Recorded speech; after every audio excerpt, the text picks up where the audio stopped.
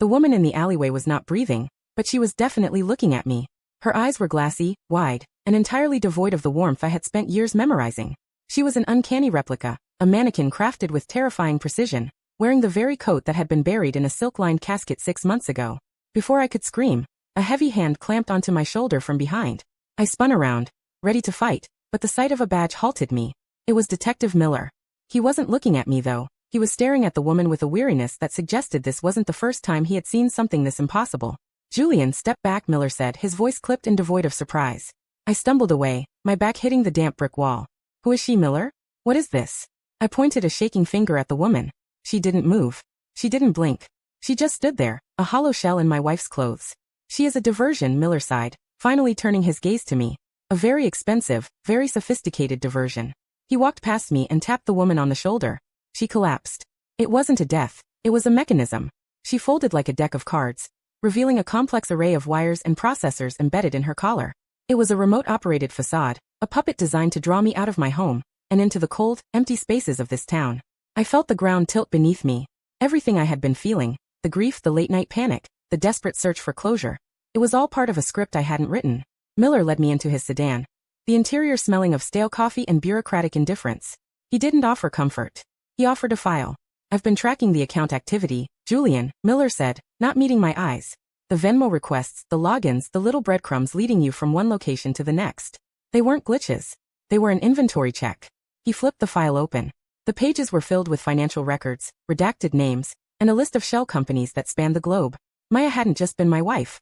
She had been the primary architect of a massive embezzlement scheme that had been bleeding out a private investment firm for years. When the walls started closing in, she didn't just run, Miller explained.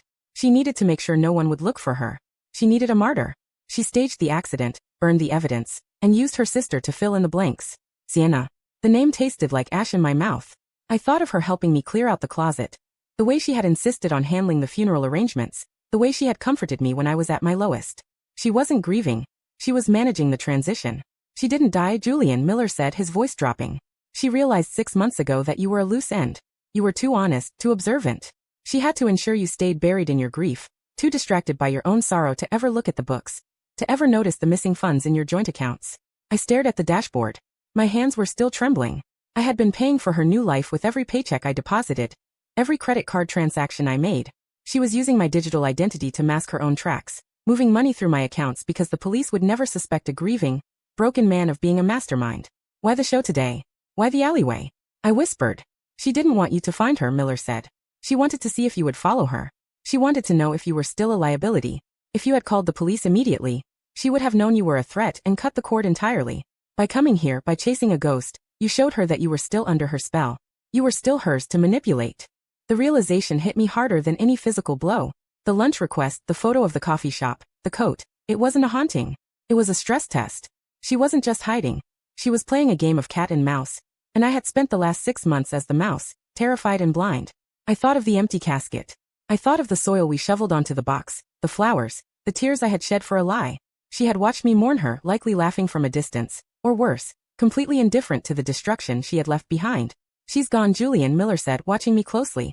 "She crossed the border 3 hours ago. We have a warrant, but she's already vanished into the noise." I looked out the window at the rain. The woman in the alley was being loaded into a van by forensics. She looked so much like Maya that, for a split second, I still wanted to run to her. I wanted to hold her. I wanted to believe that the woman I loved was still out there, that the accident had been a misunderstanding. But there was no Maya. There was only a predator who had used the most intimate parts of my life as a shield to protect her greed. She hadn't left me because she didn't love me. She had discarded me because I was nothing more than a tool that had served its purpose. I didn't cry. I didn't have any tears left. I just felt a cold, hollow silence where my heart used to be. The police arrived, and the truth shattered my world. Maya never died.